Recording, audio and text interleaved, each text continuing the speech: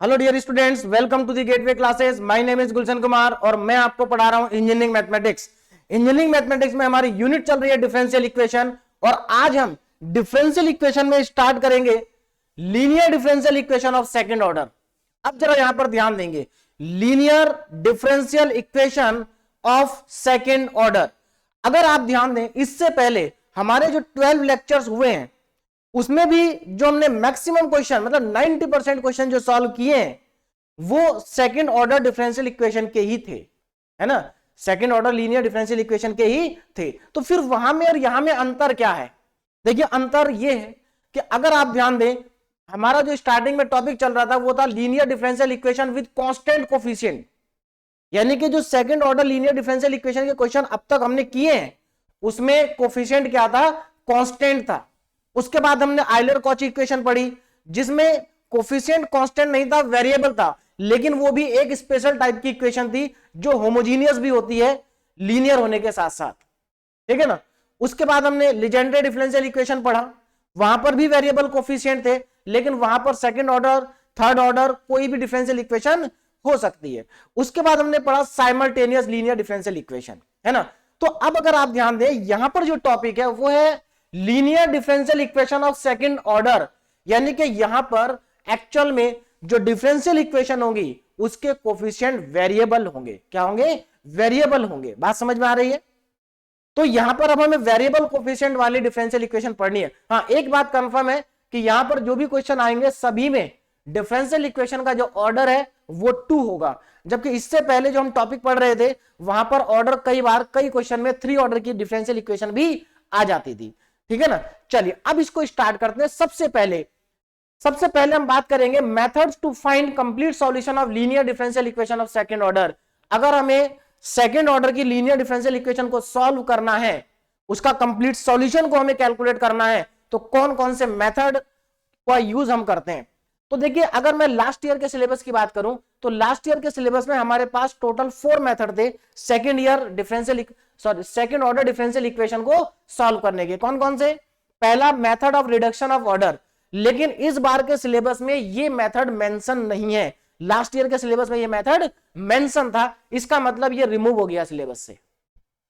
उसके बाद normal form method, last year के सिलेबस में ये भी मेंशन था नाम से, लेकिन इस बार ये मेंशन नहीं है, इसका मतलब ये भी रिमूव हो गया। अब बचते हैं 2 और method, by changing independent variable और method of variation of parameter. ये दोनों मेथड सिलेबस में मेंशन है, लास्ट ईयर वाले में भी और इस बार वाले में भी। तो इसका मतलब ये दोनों मेथड हमारे सिलेबस में अभी भी है और दोनों मेथड बहुत ज्यादा इंपॉर्टेंट है। आप ये मान के चलिए कि दोनों में से एक क्वेश्चन तो यूनिवर्सिटी एग्जाम में आता ही है, आप किसी भी ईयर का पेपर उठा के देख लीजिए। और देखिए, ऊपर वाले जो 2 मेथड थे ये जब सिलेबस में थे तब भी ज्यादा इंपॉर्टेंट नहीं थे, यहां से बहुत कम क्वेश्चन कभी कभी आता था, अब तो सिलेबस में ही नहीं है। चलिए अब हम स्टार्ट करते हैं। तो हमें आज कौन सा मेथड पढ़ना है? तो आज का जो हमारा टारगेट है वो है बाय चेंजिंग इंडिपेंडेंट वेरिएबल, यानी कि हम second order linear differential equation को सॉल्व करेंगे। कैसे? इंडिपेंडेंट वेरिएबल को चेंज करके। इसका मतलब क्या है? Bye changing independent variable. तो चलिए अब बात करते हैं linear differential equation of second order की, है ना। तो सबसे पहले linear differential equation of second order, इसकी स्टैंडर्ड फॉर्म क्या होती है वो सबको मालूम होना चाहिए। तो देखिए, स्टैंडर्ड फॉर्म पे जरा ध्यान दें, क्या है स्टैंडर्ड फॉर्म। यहां पर स्टैंडर्ड फॉर्म है हमारी d2y upon dx square plus p into dy by dx plus qy equal to में r। This is the standard form और ये आप सबको मालूम होनी चाहिए कि second order linear differential equation की स्टैंडर्ड फॉर्म क्या होती है। अब यहां पर जरा ध्यान देना, देखो यहां पर d2y अपॉन dx स्क्वायर का जो कोफिशिएंट है स्टैंडर्ड फॉर्म में वो 1 है। ये इंपॉर्टेंट है। अगर किसी भी क्वेश्चन में second order linear differential equation का कोफिशिएंट 1 नहीं है तो सबसे पहले आप उसको 1 बनाएंगे। उसके बाद देखो, dy बाई dx का कोफिशिएंट है p और y का कोफिशिएंट है q और इक्वल टू में r। इंपॉर्टेंट बात यह है कि ये जो p q r है तीनों के तीनों फंक्शन होने चाहिए x के। किसके फंक्शन होने चाहिए? x के। इसका मतलब यहां भी x का फंक्शन आएगा, यहां भी x का फंक्शन आएगा, यहां भी x का फंक्शन आएगा। तो देखो यहां पर जो कोफिशिएंट है वो वेरिएबल हो गए, कोफिशिएंट क्या हो गए, वेरिएबल। देखिए डिफरेंशियल इक्वेशन में सबसे इंपॉर्टेंट चीज यही है कि आपको क्वेश्चन को, डिफरेंशियल इक्वेशन को देख के पहचानना आना चाहिए कि ये कौन से टॉपिक का क्वेश्चन है, ठीक है ना। जैसे ही आपको पता चल जाएगा कि ये किस टॉपिक का क्वेश्चन है, आपके दिमाग में तुरंत आ जाएगा कि मुझे इसमें क्या मेथड अप्लाई करना है, क्या रूल्स मुझे इसमें लगाने हैं। चलिए अब आगे देखिए जरा। तो यहां पर मैंने लिखा है नोट करके कि कोफिशिएंट जो होना चाहिए इसका 1 होना चाहिए, तभी ये स्टैंडर्ड इक्वेशन कहलाएगी, इज ऑलवेज यूनिटी। और ये आप जानते हैं पहले से कि जो y है वो डिपेंडेंट वेरिएबल है और जो x है वो इंडिपेंडेंट वेरिएबल है। और ये जो p q r है ये तीनों के तीनों फंक्शन है x के, जो कि इंडिपेंडेंट वेरिएबल होता है।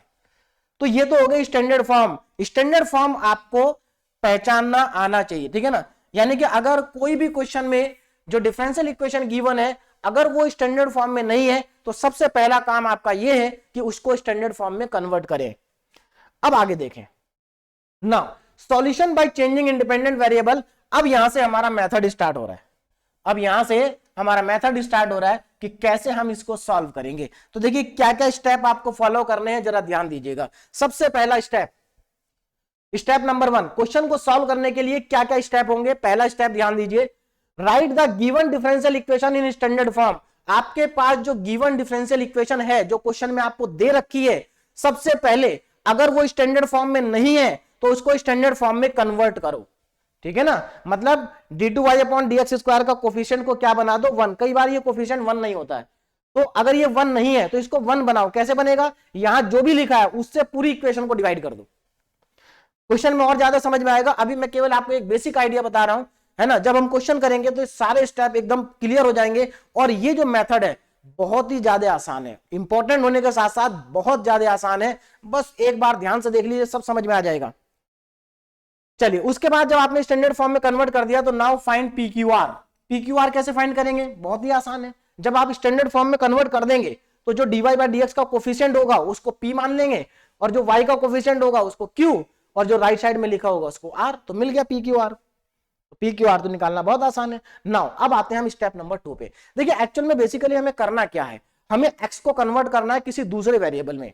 जैसा हमने कॉची आइलर इक्वेशन में किया था, x को कन्वर्ट किया था z में, ऐसा ही कुछ हमें यहां भी करना है। हम यहां पर x को कन्वर्ट करेंगे z में। अब ये x कैसे कन्वर्ट होगा z में, अब उसी के लिए हमारे पास आगे के 2 स्टेप हैं। देखिए जरा क्या है। नाउ स्टेप नंबर 2, इसमें क्या करेंगे, चूज z। z क्या है, एक दूसरा वेरिएबल है। क्या है, एक दूसरा वेरिएबल है, ठीक है ना। और हम x को z की टर्म्स में ही कन्वर्ट करेंगे सच दैट, देखो z को आपको इस तरीके से चूज करना है कि जो आपका dz/dx है और इसका जो होल स्क्वायर है इसको q के इक्वल रखना है। q आपने यहां से फाइंड किया है, लेकिन q को एज इट इज रखना है या एज इट इज नहीं रखना है यह डिपेंड करेगा। उसके लिए आपको इस लाइन पे ध्यान देना पड़ेगा। यह लाइन आपके लिए बहुत ज्यादा इंपॉर्टेंट है, इस लाइन पे आप ध्यान देंगे, है ना, क्योंकि यही लाइन डिसाइड करेगी कि आपको यहां पर जो क्यू लेना है वो एज इट इज वही लेना है जो क्वेश्चन में दिया है या थोड़ा उसमें चेंज करना है। तो अब जरा ध्यान देना क्या लिखा है यहां पर, here Q is taken in such a way that it remain whole square of a function. आपको क्यू इस तरीके से लेना है ना, कि उसका हमेशा होल स्क्वायर बन जाए। और क्या करना है, विदाउट सर्ड, मतलब उसमें सर्ड्स का मतलब होता है रूट। क्या होता है, रूट। मतलब क्यू को आपको इस तरीके से लेना है कि dz/dx की जो वैल्यू है वो कभी भी सर्ड्स में ना आए, रूट में ना आए। दूसरा, and its negative sign is ignored. अगर क्यू की वैल्यू निगेटिव साइन में आ रही है तो निगेटिव साइन को इग्नोर करेंगे। देखो एग्जांपल से समझाता हूं कैसे। जैसे फॉर एग्जांपल क्वेश्चन में क्यू की वैल्यू, अब इधर ध्यान दीजिए, मान लीजिए क्वेश्चन में क्यू की वैल्यू लिखी है 4x², तो आप इसको एज इट इज ले सकते हैं, कोई प्रॉब्लम नहीं है। क्यों, क्योंकि इसका होल स्क्वायर होता है। देखो 4x² है क्या, एक्चुअल में 2x का होल स्क्वायर है। या अगर आप 4x² का रूट ले लेंगे तो 2x आ जाएगा। तो रूट लेने पे 2x आ रहा है, परफेक्ट रूट है ये। क्या है ये, परफेक्ट स्क्वायर है। तो क्यू परफेक्ट स्क्वायर है, तो अगर क्यू परफेक्ट स्क्वायर है तो जैसा आपको दिया है वैसा ही आप ले लेंगे, कोई प्रॉब्लम नहीं है। बात समझ में आ गई, कोई प्रॉब्लम नहीं है। लेकिन अगर यहीं पर ऐसे दिया हो 2x², अब प्रॉब्लम है। क्यों प्रॉब्लम है, क्योंकि अगर मैंने q को 2x² ले लिया तो देखो dz/dx की जब मैं वैल्यू निकालूंगा, इधर स्क्वायर है तो उधर रूट लगेगा, तो ये अंडर रूट में 2x² आ जाएगा, तो ये √2x आ जाएगा, तो ये तो गलत हो गया, सर्ट्स नहीं आना चाहिए, सर्ट्स आ गया ना, विदाउट सर्ट्स नहीं आना चाहिए। तो क्या करें फिर इसमें, आपको करना कुछ नहीं है, आप इसको d/q को क्या करेंगे, आप q को 2x² ना मान करके केवल x² मानेंगे, 2 को कर देंगे यहां से रिमूव, 2 को क्या कर देंगे, रिमूव कर देंगे। अब चलिए आगे देखिए, बात यहां तक समझ में आ गई। उसके बाद निगेटिव साइन भी है, अगर मान लीजिए कहीं पर लिखा है q इक्वल टू -2x², तो अब इसमें दो प्रॉब्लम हो गई, एक तो आपको 2 को रिमूव करना पड़ेगा और आपको माइनस को भी हटाना पड़ेगा यहां से, और आपको q लेना पड़ेगा x²। तो इतनी बातें अगर आप ध्यान रखेंगे तो ये आपका गलत नहीं होगा, ठीक है ना, बात समझ में आ रही है, ये गलत नहीं होगा। दूसरा एक और इंपॉर्टेंट पॉइंट यहां पर ये है कि जब आप dz/dx निकालेंगे, इसको स्क्वायर को उधर ले जाएंगे, रूट लेंगे, तो आप सबको मालूम है कि जब हम रूट लेते हैं तो प्लस माइनस साइन आता है, लेकिन आपको प्लस माइनस नहीं लेना है, केवल प्लस लेना है। तो ये तीन इंपॉर्टेंट बातें हैं यहां पर, ये अगर आप याद रखेंगे तो आपका क्वेश्चन गलत नहीं होगा, क्योंकि अगर बच्चा गलती करता है तो वो यहीं पर करता है, ठीक है। चलिए अब आगे चलते हैं। तो ये आपने मान लिया, अब देखो इसको मानने के बाद आपको करना क्या है, देखो यहां से स्क्वायर हटाएंगे, इस पे रूट लगा देंगे, तो आपको यहां से dz/dx की वैल्यू निकालनी है। देखो यहां से dz/dx की वैल्यू निकालनी है, निकल गई, ये हमारे पास क्या है, dz/dx पहली वैल्यू। उसके बाद जब आपके पास dz/dx आ जाएगा तो आप क्या करो, इसको इंटीग्रेट कर दो, तो z आ जाएगा।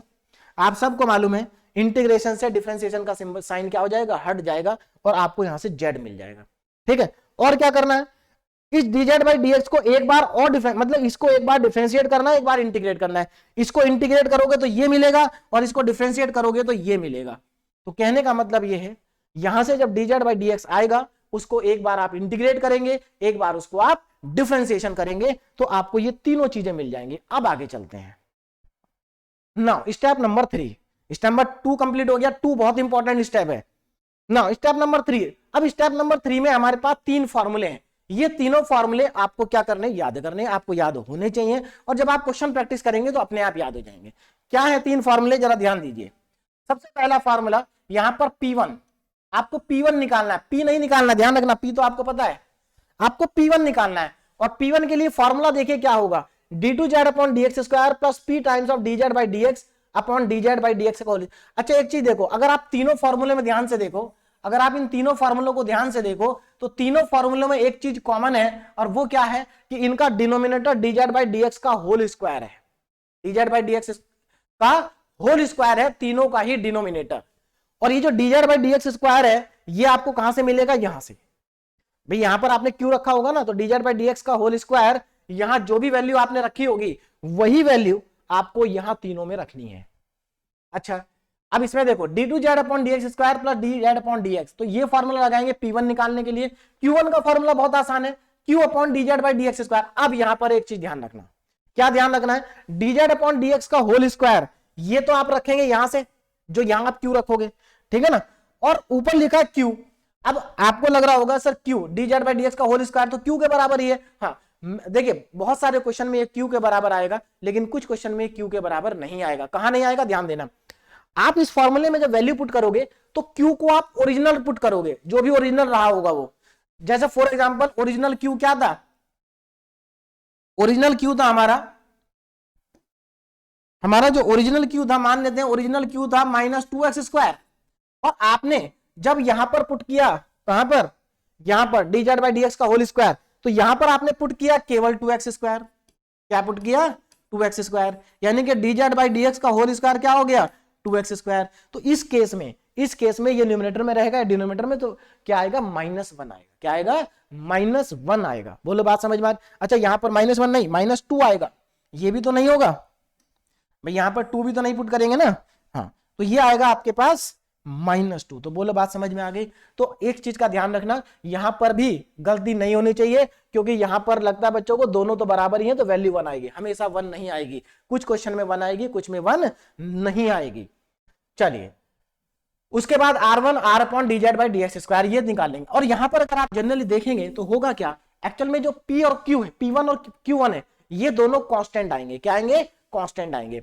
और जो ये r1 है, ये या तो कांस्टेंट आएगा या कोई z का फंक्शन आएगा। क्या आएगा, z का फंक्शन। अब इसका मतलब ये हुआ कि pq P1 Q1 कांस्टेंट हो गया, R1 हो गया Z का फंक्शन या कांस्टेंट। तो अब हम क्या करेंगे, अब हमारा जो x है वो Z में कन्वर्ट हो चुका है। अब हम यहां पर नई डिफरेंशियल इक्वेशन लिखेंगे। क्या लिखेंगे, न्यू डिफरेंशियल इक्वेशन। और जरा न्यू डिफरेंशियल इक्वेशन पे अगर आप ध्यान दें तो ये होगी new differential equation, d2y upon dz square. देखो अब dz आ गया है, x खत्म हो गया, अब dy बाई dz y और p1 r1 q1 r1। अब आप ध्यान देना, p1 क्योंकि कांस्टेंट है, q1 भी कांस्टेंट ही आएगा हमेशा सारे क्वेश्चन में। तो देखो यहां पर जो कोफिशिएंट हो गए डिफरेंशियल इक्वेशन के वो कांस्टेंट हो चुके हैं, और उधर आपके पास r1 वो कांस्टेंट या z का फंक्शन है। तो अब आप ध्यान दें, अगर कोफिशिएंट कांस्टेंट हो चुके हैं तो अब ये कौन सी इक्वेशन होगी हमारे पास, नाउ इट इज LDE, मतलब linear differential equation with constant coefficient हमारे पास आ चुकी है। और linear differential equation with constant coefficient को तो हमने टोटल 8 लेक्चर्स में पढ़ा है, 8 लेक्चर हमने यही तो पढ़ा है, linear differential equation with constant coefficient. तो अब हम क्या करेंगे, अब हम CF निकालेंगे, PI निकालेंगे और दोनों को ऐड कर देंगे तो हमें क्या मिल जाएगी, y की वैल्यू मिल जाएगी। लेकिन ये स्टार्टिंग में जो y की वैल्यू मिलेगी ये मिलेगी इन टर्म्स ऑफ z। हमें क्या करना है, इसको कन्वर्ट कर देना है, किसमें, x में। x में कैसे कन्वर्ट होगा, आप z के प्लेस पे x पुट कर देंगे, z के प्लेस पे x। कहां से मिलेगा z आपको x के टर्म में, आपको z मिलेगा यहां से, ये यहां से आपने z निकाला होगा, ये x के टर्म में आएगा। तो उठा के z की जगह आप पुट कर देंगे जो भी x की वैल्यू आ रही होगी। तो इस तरीके से हमारा जो क्वेश्चन है वो कंप्लीटली सॉल्व हो जाएगा। अब ये जो 6 स्टेप मैंने आपको बताए हैं, अब मैं एक एक स्टेप 1 बाय 1 यहां पर इस क्वेश्चन में अप्लाई कर रहा हूं। आप जरा ध्यान दीजिए, देखिए क्वेश्चन थोड़े से लेंथी होंगे लेकिन बहुत ज्यादा आसान होंगे, इस चीज का ध्यान रखना, ठीक है ना। देखो क्या है हमारे पास, solve by changing the independent variable. इसमें इंडिपेंडेंट वेरिएबल को चेंज करके इसको सॉल्व करना है। तो मैं यहां पर लिख लेता हूं इक्वेशन। क्या है equation, x d2y upon dx square plus 4x square minus 1 dy by dx plus 4x cube y is equal to 2x cube. अब जरा ध्यान से समझेंगे तो कोई दिक्कत नहीं होगी। सबसे पहले तो आप ये चेक करिए क्या ये स्टैंडर्ड फॉर्म है, x d2y upon dx square 4x square minus 1 dy by dx और 4x cube y 2x cube, क्या ये स्टैंडर्ड फॉर्म है? बिल्कुल नहीं, ये स्टैंडर्ड फॉर्म नहीं है। क्यों? क्योंकि d2y अपॉन dx स्क्वायर के कोफिशिएंट 1 नहीं है, 1 होना चाहिए, 1 नहीं है। तो क्या करेंगे, कैसे बनेगी ये स्टैंडर्ड फॉर्म में? तो आपको इस x को हटाना है, और इस x को हटाने का सबसे आसान तरीका है डिवाइड कर दो इस इक्वेशन को, डिवाइड इट बाय x। इस पूरी इक्वेशन को डिवाइड कर दो किससे, x से, तो ये स्टैंडर्ड फॉर्म में आ जाएगी। बात समझिए, हम इसको हम पहला स्टेप अप्लाई कर रहे हैं, क्या करना है, इसको कन्वर्ट करना है स्टैंडर्ड फॉर्म में। आप चाहे तो यहां पर लिख सकते हैं convert it into standard form by dividing x। मैंने शॉर्ट में लिख दिया डिवाइडेड बाय x। अब जरा यहां पर ध्यान दीजिए, अब हमारे पास स्टैंडर्ड फॉर्म आ जाएगी, देखिए कैसे। तो यहां से जब डिवाइड करूंगा तो ये आ जाएगा d2y अपॉन dx स्क्वायर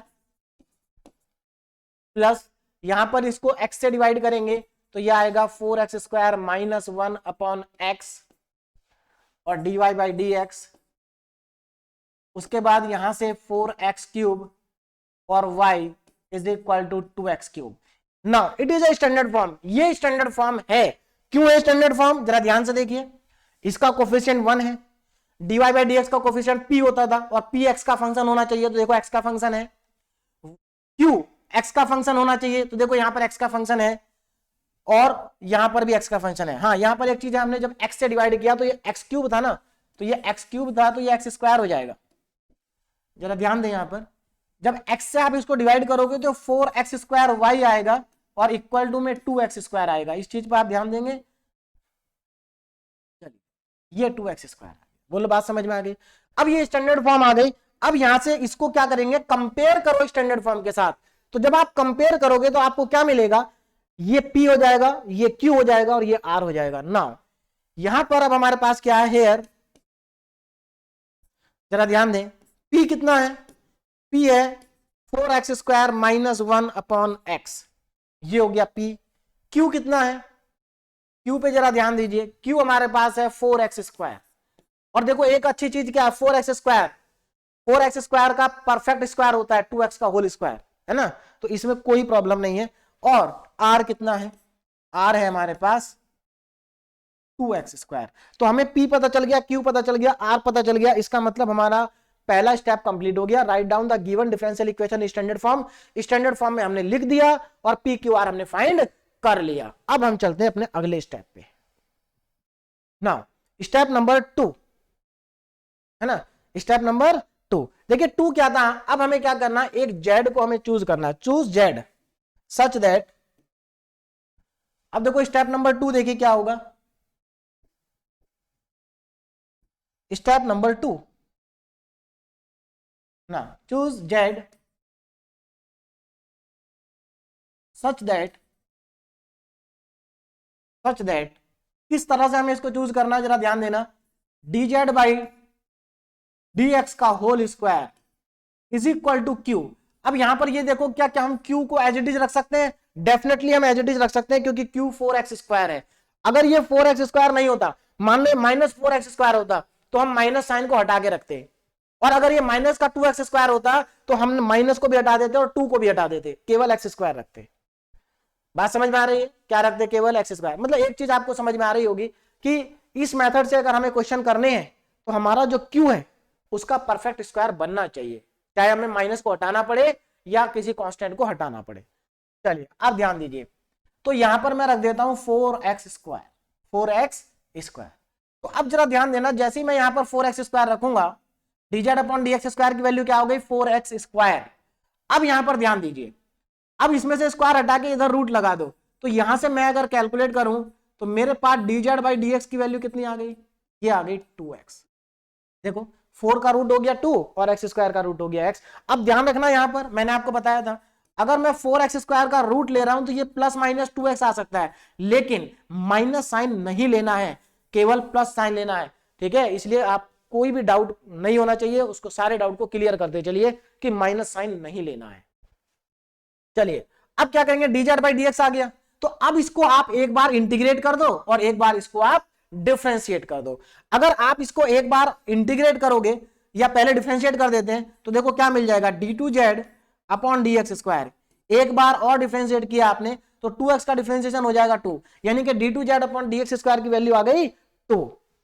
चलिए उसके बाद क्या करना है, इसको एक बार इंटीग्रेट कर दीजिए। तो अगर आप इसको इंटीग्रेट करेंगे तो देखिए क्या आ जाएगा, इंटीग्रेट करने पे dz/dx का हो जाएगा dz, यानी कि z आ जाएगा, z इज इक्वल टू और 2x² का इंटीग्रेशन 2x²/2, यानी कि ये आ जाएगा x²। कितना आ जाएगा, समझ में आया भाई, 2x का इंटीग्रेशन आप करोगे तो 2x का इंटीग्रेशन क्या होगा, 2x²/2, 2 से 2 कट जाएगा तो x² आएगा, तो z की वैल्यू x² आ गई। तो यहां से हमारे पास z भी आ गया। अब थोड़ा आगे चलते हैं, देखिए तो हमारे पास कितने स्टेप पूरे हो गए, हमारे पास स्टेप नंबर 1 कंप्लीट हो गया, स्टेप नंबर 2 हमारा अभी चल रहा है, अभी कंप्लीट नहीं हुआ है ना। देखो स्टेप नंबर 2 में क्या क्या निकालना था हमें, हमने अच्छा हमने ये तीनों चीजें निकाल दी हैं, ठीक है, कंप्लीट हो गया, तीनों चीजें हमने कैलकुलेट कर दी है, ये तो हमारा स्टेप नंबर 3 है। अब हमें क्या करना है, अब हमें P1 Q1 और R1 निकाल P1 Q1 और R1, चलिए कैलकुलेट करते हैं। सबसे पहले P1 ना, P1 देखिए जरा, P1 का पहले फॉर्मूला लिखेंगे। अब स्टेप नंबर 3 स्टार्ट हो गया। अब आप क्या निकालेंगे, P1 Q1 and R1। P1 का formula d2z/dx² plus P dz/dx, dz/dx upon में dz/dx का होल स्क्वायर। बोलो यही फॉर्मूला था, इसी को मैंने यहां पर लगा दिया, देखिए d2z/dx² प्लस p dz/dx और dz/dx का होल स्क्वायर। अब यहां पर वैल्यू को सब्स्टिट्यूट करेंगे और हमारे पास आंसर आ जाएगा। देखिए d2z/dx² की वैल्यू कहां गई, ये रही 2 है, कितना है 2 है इसकी वैल्यू, प्लस p कितना है, p कहां गया, ये रहा 4x² - 1/x, 4x² - 1/x, ये p है, ध्यान रखना। उसके बाद dz/dx कहां गया, ये रहा 2x, ये 2x अपॉन में कितना आएगा, अपॉन में dz बाई dx का होल स्क्वायर आएगा, और dz बाई dx का होल स्क्वायर ये है, यानी कि 4x स्क्वायर। कितना है, 4x स्क्वायर। चलिए 4x स्क्वायर हमारे पास आ गया। अब यहां पर जरा ध्यान देंगे, देखिए यहां से इस x से ये x हो गया कैंसिल, ये क्या हो गया, कैंसिल हो गया। अब यहां पर ध्यान देंगे, इसको कैंसिल करने के बाद हमारे पास बचेगा कितना, देखो ये 2 बचा, ये तो 2 है, प्लस अब यहां ये 2 बचा, इस 2 को अंदर मल्टीप्लाई कर देते हैं तो 2 4 जा 8 x स्क्वायर और -2 डिवाइड में बचा 4x स्क्वायर, और यहां से देख सकते हैं आप +2 से -2 हो गया कैंसिल, ऊपर आ रहा है 8x स्क्वायर, नीचे आ रहा है 4x स्क्वायर। तो अब मैं नेक्स्ट पेज पे चलता हूं, और P1 equal to 8x square upon 4x square, completely divide हो जाएगा 2 टाइम्स, तो यहां से मुझे P1 की वैल्यू मिल गई 2। P1 की वैल्यू कितनी मिल गई, 2। और देखो P1 क्या आ रहा है, कांस्टेंट आ रहा है, मैं आपको पहले ही बता चुका हूं कि P1 और Q1 क्या आएंगे, कांस्टेंट आएंगे, है ना। P1 और Q1 क्या आने वाले हैं, कांस्टेंट। बोलो इसमें कोई दिक्कत। अब आगे चलते हैं और Q को कैलकुलेट करते हैं, Q1 को, किसको कैलकुलेट करते हैं, Q1 ना, Q1। अब जरा ध्यान दीजिए Q1 कितना आएगा, Q1 का फॉर्मूला अप्लाई करूंगा मैं यहां पर, फॉर्मूला होता है Q upon dz by dx का होल स्क्वायर। अब Q हम ओरिजिनल वाला लेंगे, लेकिन इस क्वेश्चन में ओरिजिनल Q और यहां वाला जो Q है दोनों बराबर ही है ना। तो ओरिजिनल Q कितना है हमारा, 4x स्क्वायर, 4x स्क्वायर, तो ये 4x स्क्वायर और ये भी 4x स्क्वायर, दोनों कैंसिल आउट हो जाएंगे, आएगा क्या आपके पास 1। इसका मतलब Q1 की वैल्यू कितनी आ गई है, Q1 की वैल्यू आ गई है 1। तो देखो हमारे पास P1 आ गया, Q1 आ गया ना। अब हम कैलकुलेट करेंगे R1। चलिए अब R1 निकालते हैं। देखिए R1 का फॉर्मूला लिखेंगे पहले, तो R1 is equal to R upon dz by dx का होल स्क्वायर, ये हमारे पास R1 है। अब यहां पर जरा ध्यान दीजिए, R कितना है, R हमारे पास कहां गया, PQR 2x स्क्वायर है, कितना है 2x स्क्वायर। तो चलिए मैं यहां पर पुट कर देता हूं 2x स्क्वायर, और ये कितना dz बाई dx का होल स्क्वायर, ये 4x स्क्वायर है, अभी हमने पुट किया 4x स्क्वायर, तो पूरा कंप्लीटली कट गया नीचे 2 टाइम्स। तो हमारे पास R1 की वैल्यू कितनी आ गई, R1 की वैल्यू हमारे पास आ गई 1/2। देखो बहुत सिंपल कैलकुलेशन है, कुछ ज्यादा इसमें मेहनत नहीं करनी है, बस स्टेप बाय स्टेप आगे बढ़ना है। तो हमारे पास P1 भी आ गया, Q1 भी आ गया, R1 भी आ गया, और जब P1 Q1 R1 आ जाएगा तो अब हम जाएंगे अपने नेक्स्ट स्टेप पे, और नेक्स्ट स्टेप हमारा क्या कहता है, form the new differential equation. अब नई डिफरेंशियल इक्वेशन बनाइए, ये लिखिए P1 Q1 R1 की फॉर्म में। तो अब मैं यहां पर ध्यान देना, d2y अपॉन dz स्क्वायर, देखो z आ गया। अब नाउ न्यू डिफरेंशियल इक्वेशन, अब क्या करूंगा मैं यहां पर, न्यू डिफरेंशियल, नई डिफरेंशियल इक्वेशन बनाऊंगा, न्यू डिफरेंशियल इक्वेशन। और ये जो इक्वेशन होगी इसमें क्या आएगा, z आ जाएगा, वेरिएबल x नहीं आएगा। तो हमारा इंडिपेंडेंट वेरिएबल चेंज हो गया, मेथड का नाम ही यही था, bye changing the independent variable. तो हम इंडिपेंडेंट वेरिएबल x को कन्वर्ट कर दिए किसमें, z में। तो अब हम यहां पर क्या लिखेंगे, अब यहां पर जरा ध्यान देना, यहां पर हम लिखेंगे d2y upon dz square plus P1 dy upon dz, dy upon dz। एक मिनट, यहां पर z है, चलो देखिए d2y upon dz square plus P1 dy upon dz plus Q1 y is equal to R1। देखो P1 Q1 R1 नए हमारे पास coefficient आ गए हैं, और x की जगह आ गया है z। अब इसको देखो वैल्यू को सब्स्टिट्यूट करते हैं, वैल्यू को पुट करिए, तो देखो क्या बन जाएगा, d2y अपॉन dz स्क्वायर।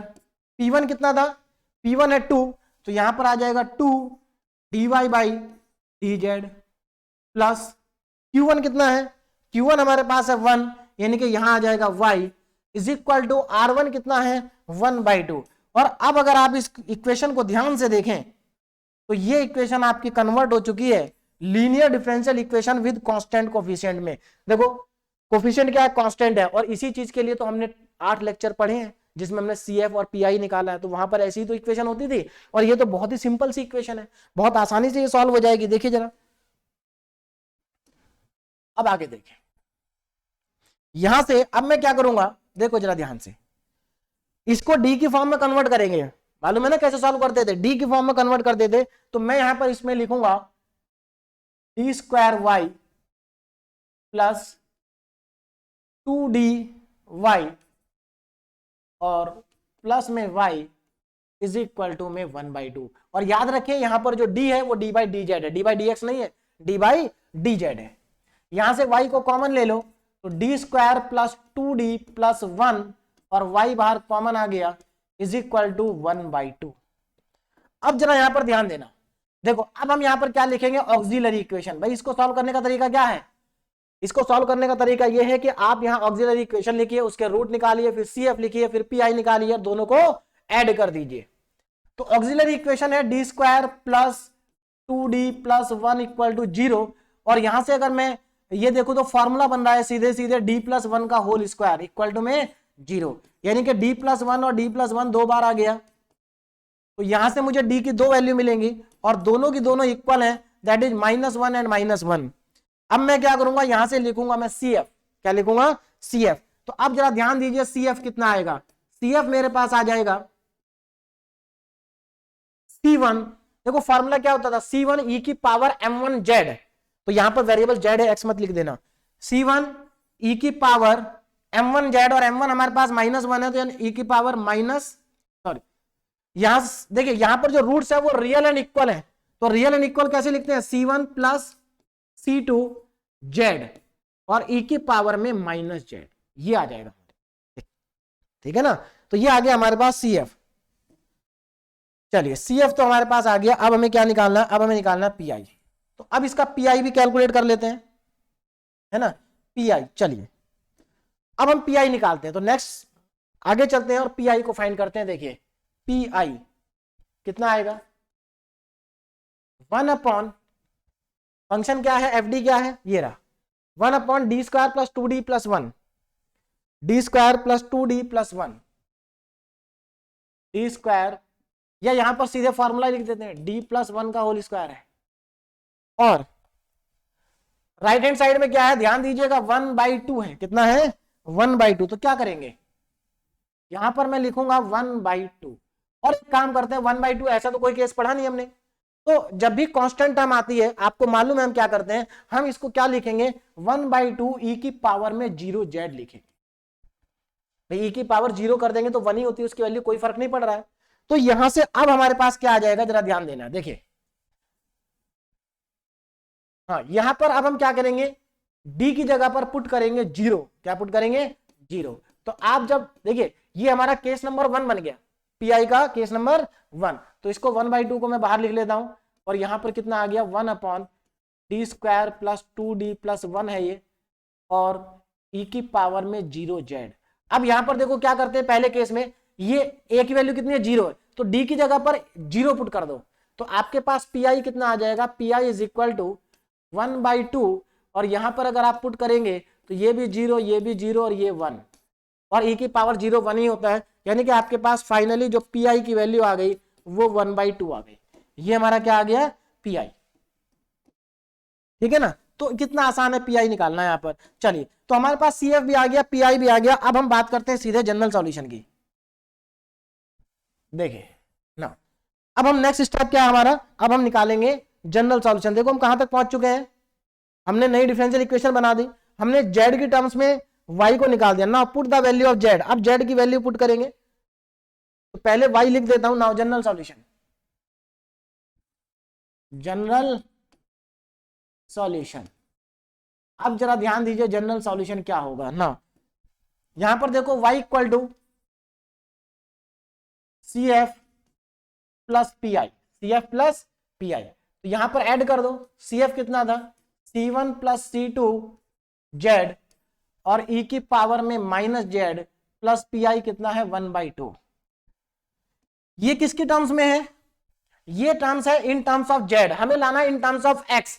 तो अब वापस पुट कर दीजिए, put z equal to x square, z की वैल्यू x स्क्वायर थी, देखो ध्यान से, हाँ जेड हमारे पास एक्स स्क्वायर था, जेड को एक्स स्क्वायर पुट कर देंगे तो हमारे पास क्या मिलेगा, देखिए y is equal to c1 plus c2 X square और e की पावर में माइनस एक्स स्क्वायर। ये हमारा यहां से क्या आ गया, फाइनल सॉल्यूशन आ गया। ठीक है ना, यहां से फाइनल सॉल्यूशन हमें मिल गया। तो ये हमारा इस क्वेश्चन का क्या है, आंसर है। तो मेरे ख्याल से सभी को समझ में आ गया होगा, है ना। तो अच्छा एक मिनट, यहां पर 1/2 नहीं लिखा, 1/2 प्लस में 1/2 भी आएगा, तो प्लस 1/2, 1/2 है ना। तो यहां से ये हमारा इसका क्या आ गया, कंप्लीट सॉल्यूशन। बोलो समझ में आया सभी को। चलिए तो देखो जैसे ये क्वेश्चन किया, एक ही क्वेश्चन से कॉन्सेप्ट क्लियर हो जाएगा। अगर एक क्वेश्चन ये आपको समझ में आ गया तो अब आप सारे क्वेश्चन कर सकते हैं इसके। ठीक है, और इंपॉर्टेंट क्वेश्चन है, आप ये मान के चलिए कि आने के चांसेस या तो इसमें से आएगा या जो अगला हमारा लेक्चर होगा उसमें से आएगा। ठीक है ना, दोनों में से आना ही है एक टॉपिक तो कम से कम। अब हम अपने नेक्स्ट क्वेश्चन को सॉल्व करते हैं। देखिए नेक्स्ट क्वेश्चन क्या है, सॉल्व 1 प्लस एक्स का whole square D two Y upon D x square और 1 plus x D Y by D x plus Y equal to 4 cos log 1 plus X. अगर आपको ध्यान हो ये क्वेश्चन हम पहले कर चुके हैं, कहां, लीजेंड्रे डिफरेंशियल इक्वेशन में। भाई ये लीजेंड्रे डिफरेंशियल इक्वेशन ही तो है। यहां पर देखो इसका ऑर्डर 2 है तो इसकी पावर भी 2 है, इसके ऑर्डर 1 है तो इसकी पावर भी 1 है, तो ये लीजेंड्रे डिफरेंशियल इक्वेशन है। बात समझ में आ गई। तो वहां हमने लीजेंड्रे डिफरेंशियल इक्वेशन में वहां हमने उसी मेथड से किया था जो हम आयलर कॉची इक्वेशन में लगाते हैं, लेकिन यहां पर हम लगाएंगे इसमें bye changing the independent variable. एक चीज का ध्यान रखना आप लोग कि यहां पर जो एग्जाम में क्वेश्चंस आते हैं वो कई बार मेंशन होके आते हैं, ऐसे आएगा मेंशन होके solve by changing the independent variable. तो अब आपके पास कोई दूसरा मेथड लगाने की चॉइस नहीं है। अगर मेंशन कर दिया कि इस मेथड से करना है तो आपको यही मेथड लगाना होगा। चलिए इस क्वेश्चन को अब स्टार्ट करते हैं। देखिए क्वेश्चन अगेन बहुत आसान है। तो मैं डिफरेंशियल इक्वेशन लिख रहा हूं, क्या है differential equation, 1 plus x square, 1 plus x का होल स्क्वायर, 1 प्लस एक्स का whole square D two Y upon D x square plus 1 plus x D Y by D x plus Y is equal to 4 cos log 1 plus x. अब यहां पर जरा ध्यान देंगे, क्या ये स्टैंडर्ड फॉर्म में है, बिल्कुल नहीं, क्योंकि यहां देखो D two Y upon D x square का जो कोफिशिएंट है वो 1 प्लस एक्स का होल स्क्वायर है। तो हमें इसको स्टैंडर्ड फॉर्म में बनाना है। तो क्या करते हैं स्टैंडर्ड फॉर्म में बनाने के लिए, डिवाइड इट, भाई इसको 1 बनाना है ना तो इसी से डिवाइड कर दो, divide it by 1 plus x का होल स्क्वायर, इससे इसको डिवाइड कर दीजिए। डिवाइड करने पे आपको क्या मिलेगा जरा ध्यान देना। देखो डिवाइड करोगे तो ये तो पूरा पूरा कैंसिल हो जाएगा, यहां पर एक फैक्टर कैंसिल हो जाएगा, एक बच जाएगा, 1 अपॉन 1 प्लस एक्स आएगा यहां पर, और y के अपॉन में भी क्या आएगा, पूरा पूरा आ जाएगा, 1 अपॉन में 1 अपॉन 1 प्लस एक्स का होल स्क्वायर, और उधर भी अपॉन में आ जाएगा। तो मैं यहां पर लिख रहा हूं, देखिए जरा, ये हमारे पास आ जाएगा d two Y upon D x square plus 1 upon 1 plus x D Y by D x plus 1 upon 1 plus x का whole square y is equal to 4 cos log 1 plus x divided by 1 plus x का whole square. Now it is the standard form. ये क्या आ गई, अब ये हमारी standard form है। अब यहां से देखो ये p हो गया, ये q हो गया और ये r हो गया। नाउ हियर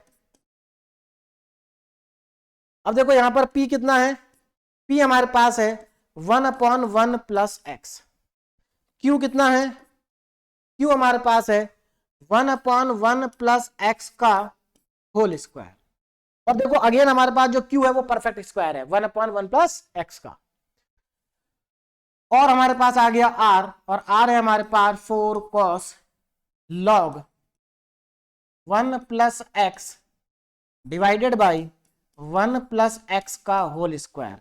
अब हम चलते हैं आगे। देखिए यहां तक तो हमारा हो गया, अब आगे देखिए ना, तो हमारे पास p आ गया, q आ गया, r आ गया, तीनों चीजें आ गई, मतलब हमारा एक स्टेप कंप्लीट हो गया। कि कौन सा स्टेप था, पहला convert the given differential equation into standard form and find P Q R. तो हमने पी क्यू आर भी निकाल लिया, स्टैंडर्ड फॉर्म भी बना दी। अब हम चलते हैं अपने स्टेप नंबर 2 पे, और स्टेप नंबर 2 हमारा स्टार्ट होता है कहां से? चूज जेड सच दैट, अब हमें जेड को इस तरह से चूज करना है कि d z upon D x का whole square is equal to, देखिए यहां से प्रोसेस स्टार्ट हो गया जेड को एक्स में कन्वर्ट करने का।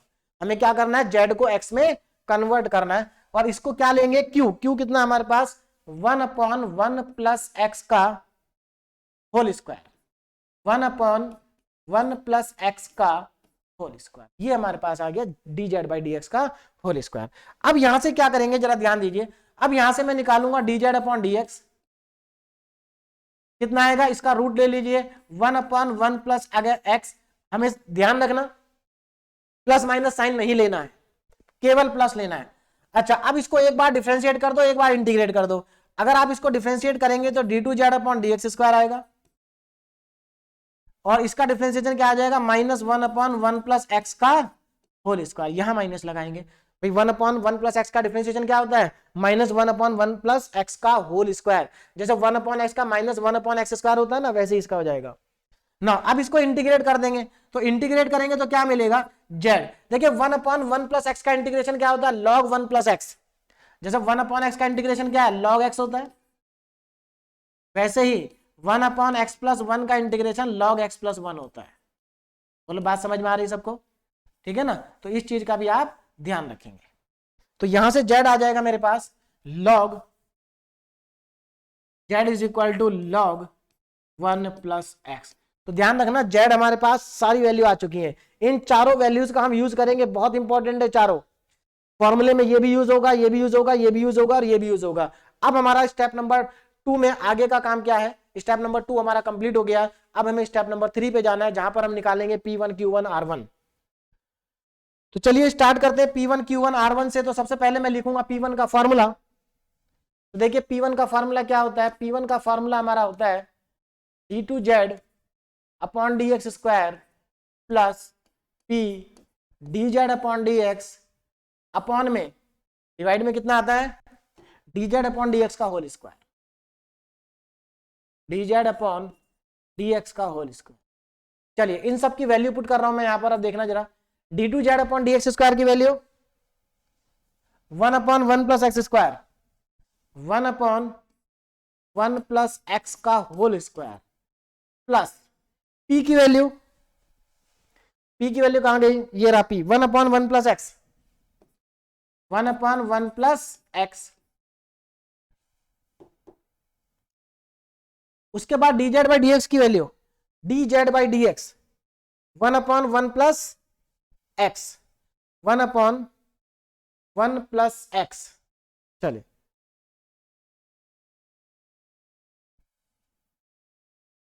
1/1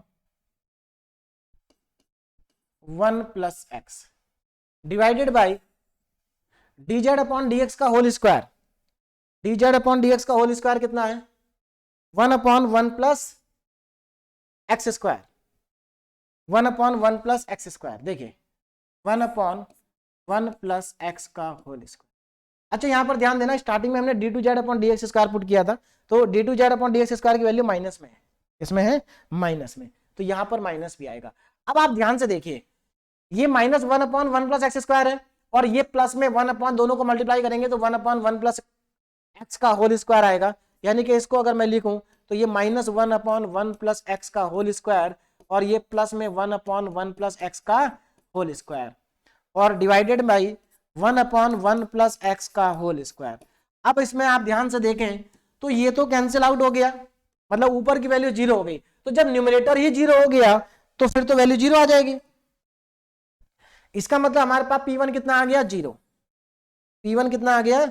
हमारे पास P1 आ गया 0। तो यहां पर मैं लिखूंगा P1 इज इक्वल टू 0। तो पहली वैल्यू हमारी आ चुकी है P1 की, जो कि कितनी है? 0 है। चलिए P1 आ गया ना। Q1 का फॉर्मूला क्या था? Q upon dz by dx का होल स्क्वायर। और यहां पर Q कितना है? तो अगर आप यहां पर ध्यान देंगे Q पर, तो Q 1/1 प्लस एक्स का होल स्क्वायर, 1/1 प्लस एक्स का होल स्क्वायर, और अगर मैं ध्यान दूं dz अपॉन dx के होल स्क्वायर पे, dz अपॉन ये भी सेम है, यानी कि ये भी कितना है 1/1 प्लस एक्स का होल स्क्वायर, तो कैंसिल आउट हो गया। तो इसका मतलब यहां से Q कितना आ गया हमारे पास, Q यहां से आ गया मेरे पास 1, तो Q की वैल्यू हमारे पास कितनी आ गई 1 आ गई। तो P1 0 है, Q1 1 है। अब हम बात करते हैं अपनी नेक्स्ट वैल्यू की, और नेक्स्ट वैल्यू हमें निकालनी है किसकी, R1 की। तो Q1 हमारे पास आ चुका है ना, Q1 आ गया, P1 आ गया, नाउ R1। R1 का फॉर्मूला होता है R upon dz upon dx का होल स्क्वायर। R को जरा ध्यान दीजिए, R है कितना, R हमारे पास ये रहा 4 cos log 1 plus x upon 1 plus x का whole square, 4 cos log 1 plus x upon 1 plus x का होल स्क्वायर, और dz बाई dx की वैल्यू रखेंगे 1/1 प्लस एक्स का होल स्क्वायर। तो यहां पर देखो क्या होगा, ये इससे कट जाएगा, है ना, ये क्या हो जाएंगे, दोनों कैंसिल आउट हो जाएंगे, ये और ये। तो बचेगा क्या आपके पास, जरा ध्यान दीजिए, आपके पास बचेगा R1 is equal to 4 cos log 1 plus x. अब क्योंकि देखो P1 Q1 तो हमारा कांस्टेंट आ गया, कांस्टेंट आना भी चाहिए, और जो R1 है मैंने आपको बताया था R1 हमेशा Z की टर्म्स में आना चाहिए, लेकिन ये तो X की टर्म में आ रहा है, तो इसको हटाओ यहां से। तो कैसे हटेगा जरा ध्यान दीजिए, R1 is equal to 4 cos, और ये log 1 प्लस एक्स है, log 1 प्लस एक्स के प्लेस पर हम लिख सकते हैं Z, तो ये आ जाएगा 4 cos Z। तो हमारे पास P1 Q1 R1 अब हमारे पास तीनों आ चुके हैं, ठीक है ना। तो P1 Q1 R1 हमारे पास आ गया। अब हम क्या करेंगे, जब P1 Q1 R1 तीनों आ चुके हैं, तो अब हम लिखेंगे new differential equation. Now new differential equation देखिए जरा, न्यू डिफरेंशियल इक्वेशन, और जो नई वाली डिफरेंशियल इक्वेशन होगी वो कांस्टेंट कोफिशिएंट के साथ होगी। न्यू डिफरेंशियल इक्वेशन कैसे लिखेंगे, ध्यान दीजिए, देखिए d2y upon dz square plus P1 dy upon dz plus Q1 y is equal to R1। P1 Q1 R1 ये हमारे पास होगी। अब इसमें हम वैल्यू को सब्स्टिट्यूट करेंगे, है ना, वैल्यू को क्या करेंगे, सब्स्टिट्यूट करेंगे। तो नेक्स्ट स्लाइड पे चलते हैं, और P1 की जगह 0, यानी कि ये टर्म तो 0 आ जाएगी, तो d2y upon dz square, d2y upon dz square plus बीच वाली टर्म हो गई 0, तो इसको मैं नहीं लिख रहा हूं। Q1 कितना है, Q1 1 है, यानी कि y आएगा plus y is equal to R1 कितना है 4 cos z, तो यहां पर आ जाएगा 4 cos z। तो एकदम सिंपल सा क्वेश्चन बन गया, linear differential equation with constant coefficient का क्वेश्चन बन गया। अब जरा ध्यान देंगे, देखिए यहां से अब मैं क्या करूंगा, अब इसको d में कन्वर्ट करेंगे, तो हम इसको ऐसे लिखेंगे d square y plus y is equal to 4 cos z। यहां से y कॉमन ले लेंगे, तो d square plus 1 y is equal to 4 cos z, 4 cos z। अब मैं यहां पर लिखूंगा इसकी ऑक्सिलरी इक्वेशन। देखिए ऑक्सिलरी इक्वेशन कितनी होगी, d square plus 1 equal to में 0, और आप जानते हैं यहां से d की वैल्यू क्या आएगी, 0 plus minus iota, 0 plus minus iota, क्योंकि आप माइनस को उधर 1 को उधर लेके जाएंगे -1, और अंडर रूट -1 आयोटा होता है, और क्योंकि रूट है तो प्लस माइनस लगाना होगा। चलिए अब यहां पर मैं CF लिख रहा हूं, देखिए कॉम्प्लेक्स रूट के लिए CF क्या होता है, CF इज इक्वल टू, देखिए कॉम्प्लेक्स रूट है तो e की पावर अल्फा, मतलब बाहर तो 0 आएगा, तो C1 cos beta x, beta 1 है तो cos x, C1 cos x नहीं सॉरी z, है ना, C1 cos z plus C2 sin z, ये हमारे पास आ जाएगा CF। अब CF के बाद निकालते हैं PI, ना। पी आई देखिए, पी आई, चलिए देखते हैं पी आई कितना आएगा। पी आई देखो, पी आई, अब पी आई का फॉर्मूला आपको मालूम ही है, पी आई का फॉर्मूला क्या होता है ना। तो अब हम यहां पर पी आई निकालेंगे। चलिए 1/d² + 1, 1/d² + 1 और 4 cos z, 4 cos z। 4 को तो बाहर कर देते हैं, कांस्टेंट है, तो P I is equal to 4 बाहर आ जाएगा, तो 1/d² + 1 cos z। लेकिन यहां पर प्रॉब्लम ये है, आपको मालूम है सेकंड केस है हमारा पी आई का, और हम यहां पर क्या करते थे, d² की जगह पर पुट करते थे -a², और यहां पर a क्या है, z का कोफिशिएंट जो कि 1 है, तो यानी कि d² के प्लेस पर हमें पुट करना पड़ेगा -1 का स्क्वायर, मतलब -1 पुट करना पड़ेगा। देखिए -1 का स्क्वायर है, -1 का होल स्क्वायर नहीं है कि +1 हो जाएगा। तो अगर मैं यहां पर पुट करता हूं तो ये तो केस ऑफ फेल्योर बन गया। क्या बन गया, ये केस ऑफ फेल्योर बन गया, है ना। तो यहां पर हमारा बन गया case of failure, case of failure. तो क्या करते थे केस ऑफ फेल्योर में, इसको एक बार जेड से मल्टीप्लाई कर दो। अब जरा ध्यान दीजिए, केस ऑफ फेल्योर बना है तो जेड से मल्टीप्लाई करेंगे, जेड इंटू, यानी कि बाहर हो जाएगा 4z, और यहां पर क्या करना होगा, 1 इसका डिफरेंशिएशन 2d आ जाएगा, और इंटू में cos z। 2 से ये 2 टाइम्स कैंसिल आउट हो गया, तो हमारे पास कितना बचा, P I equal to 2 into 1/d cos z, और 1/d का मतलब होता है इंटीग्रेशन, तो ये आ जाएगा P I equal to 2 times of integration cos z dz, और cos z का इंटीग्रेशन होता है sin z, तो यहां से पी आई मेरे पास आ गया 2, एक मिनट, z मैंने यहां पर छोड़ दिया, z यहां आएगा 2z sin z, ये हमारे पास आ गया पी आई। ठीक है ना, क्या आ गया, पी आई। अब पी आई के बाद अब आगे चलते हैं, देखिए तो हमारे पास सी एफ और पी आई दोनों आ गए। अब हमें क्या निकालना, नाउ जनरल सॉल्यूशन निकाल देते हैं, क्योंकि सी एफ भी आ चुका, पी आई भी आ चुका, तो अब हम लिखेंगे जनरल सॉल्यूशन। देखिए जनरल सॉल्यूशन क्या हो जाएगा, जनरल सॉल्यूशन हमारे पास आएगा y equal to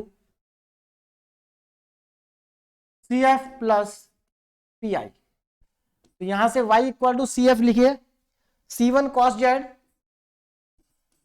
C1 cos z, C1 cos z plus C2 sin z plus P I 2z sin z।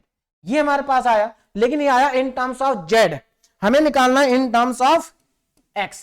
तो put z equal to log 1 plus x. भाई z की value कितनी थी, log 1 प्लस एक्स थी, ध्यान से देखो जरा, z हमने निकाला था log 1 प्लस एक्स, तो इसी को हम यहां पर पुट करेंगे। तो यहां पर जब आप इसको पुट करेंगे थोड़ा सा बड़ा सा आंसर आएगा। देखिए क्या आ जाएगा, y is equal to C1 cos z, तो C1 cos log 1 plus x, ठीक है ना, ये पहली वाली टर्म आई अभी, plus C2 sin z log 1 plus, एक मिनट नीचे लिख देता हूं, प्लस वाली टर्म को नीचे लिख रहा हूं, C2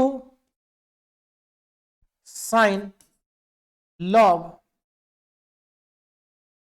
1 प्लस एक्स, है ना। देखो C1 cos log 1 plus x, C2 sin log 1 plus x, plus 2 z की जगह z की वैल्यू रखो, 2 log 1 प्लस एक्स इंटू में साइन z, तो मैं नीचे लिख देता हूं साइन और log 1 प्लस एक्स।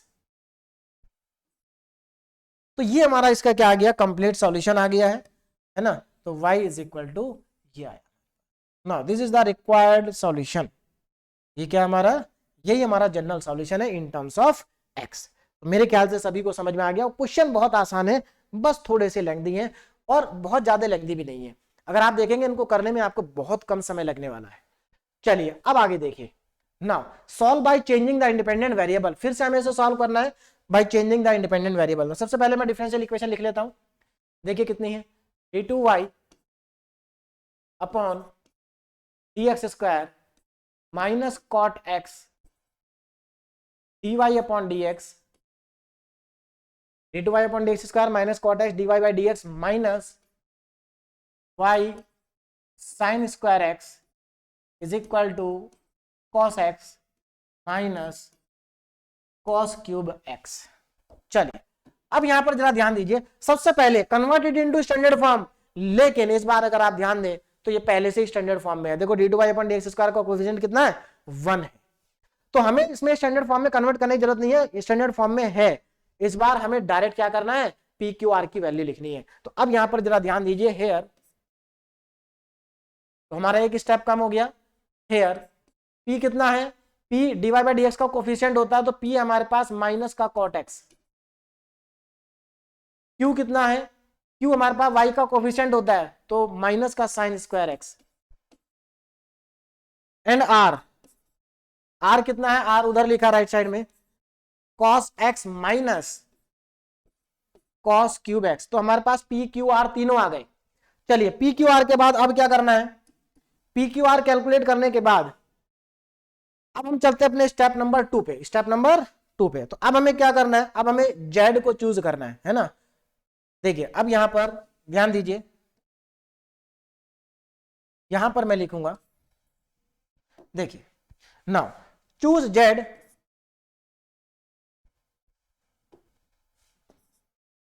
चूज, या यहीं पे लिख देता हूं, देखिए चूज जेड सच दैट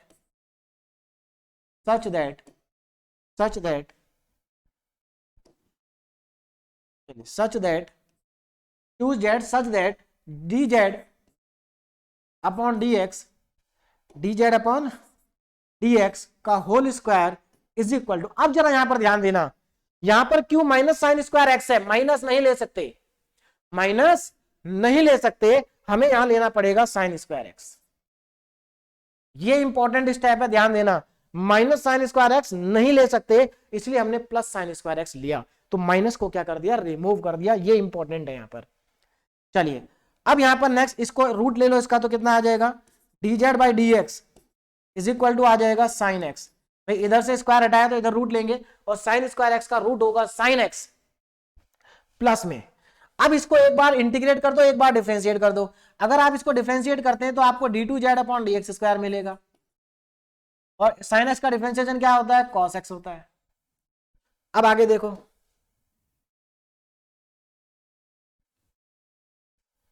चलिए देखिए यहां पर ध्यान रखना, ये है ना।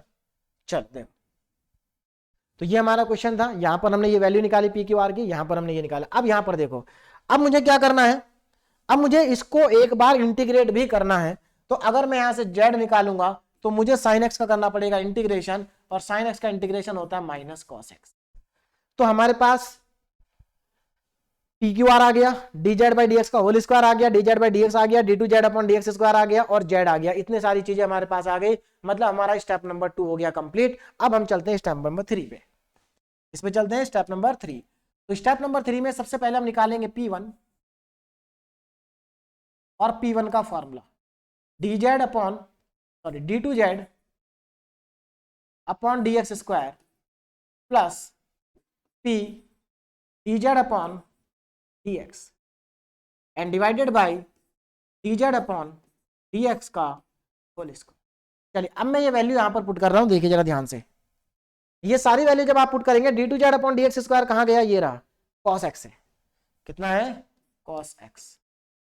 नाउ p कितना है, p हमारे पास है माइनस का cot x, तो माइनस का cot x, और dz बाई dx कितना है sin x। अच्छा एक मिनट, sin x है ना, देखिए ध्यान से देखिए, d2z अपॉन dx स्क्वायर कितना है, d2z upon dx square cos x minus p कितना है माइनस cot x, और dz बाई dx कितना है sin x।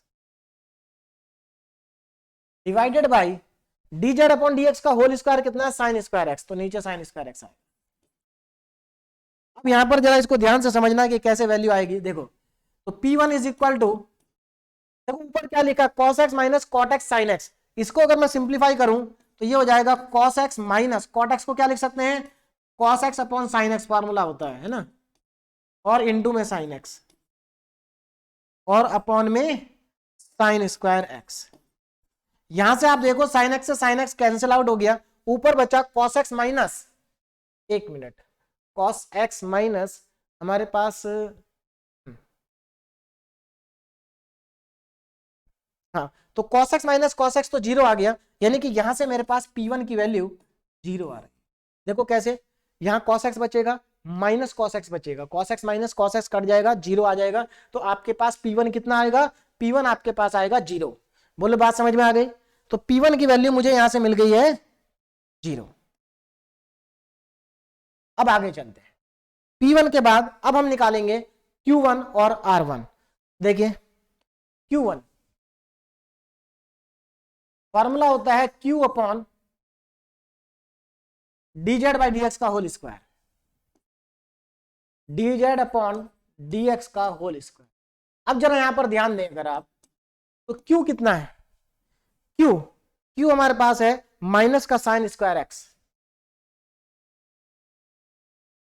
और D z by D x का होल स्क्वायर कितना है, ये हमारे पास है साइन स्क्वायर एक्स प्लस का। तो यहीं पर ध्यान देना इंपॉर्टेंट है।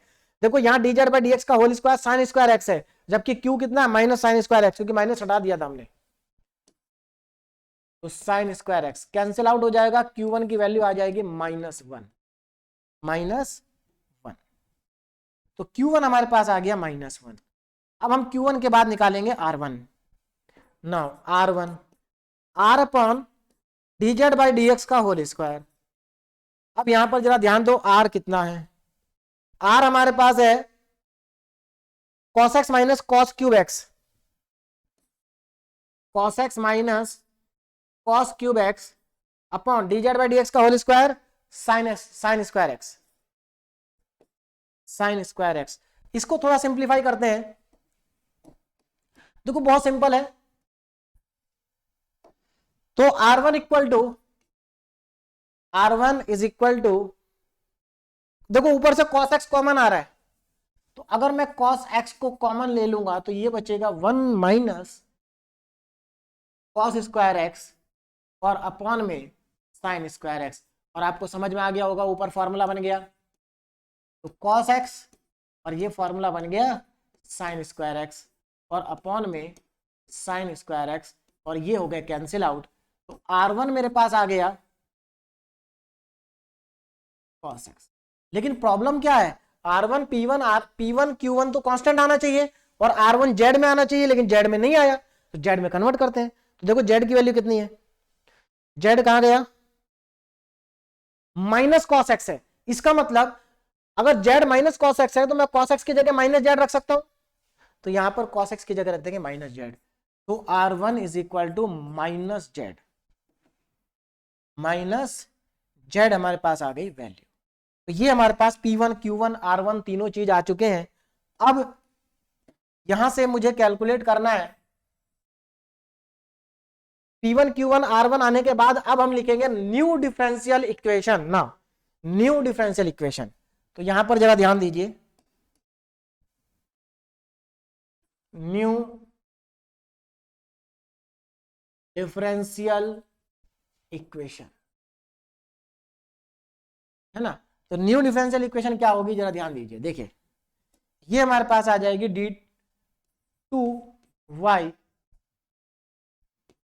d2y upon d z square plus P1 dy by d z plus Q1 y is equal to R1। अब यहां पर वैल्यू को पुट करेंगे।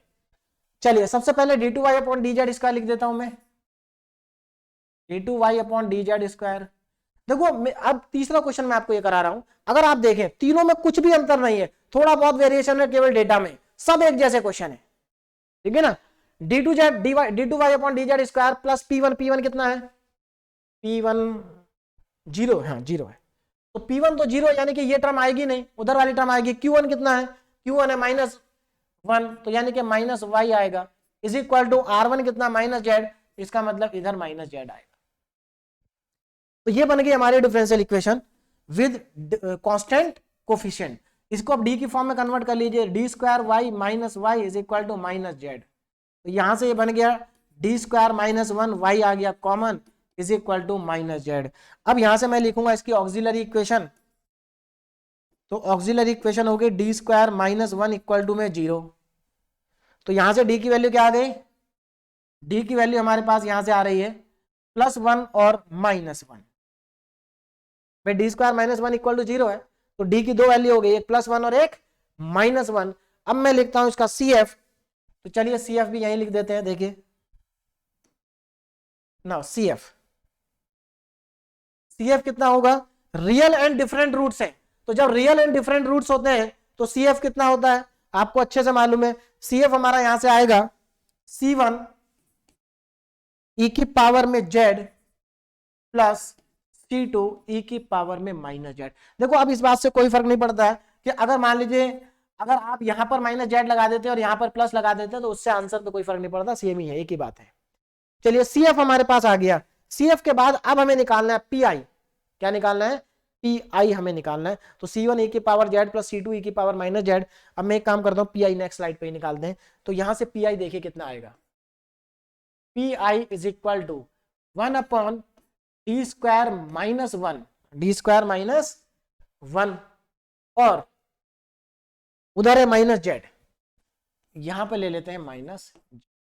अब यहां पे चलिए PI निकालता हूं, देखिए 1 अपॉन, अब इसमें आप जानते हैं ये पॉलिनोमियल है, कौन सा केस है, केस नंबर 3 x की पावर n वाला, जहां पर हम परफेक्ट स्क्वायर बनाते हैं यानी कि बाइनोमियल थ्योरम लगाते हैं।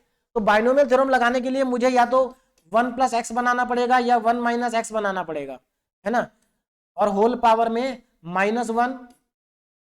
ठीक, तो एक काम करते हैं, इसमें से 1 प्लस की फॉर्म में बनाना, तो -1 को नीचे से कॉमन ले लेते हैं। तो PI is equal to 1 upon minus, अगर मैं कॉमन ले लूं तो ये 1 - d² हो जाएगा और यहां पर आ जाएगा -z, और ये माइनस माइनस हो गया प्लस। तो यहां से PI कितना आ गया मेरे पास, PI आ गया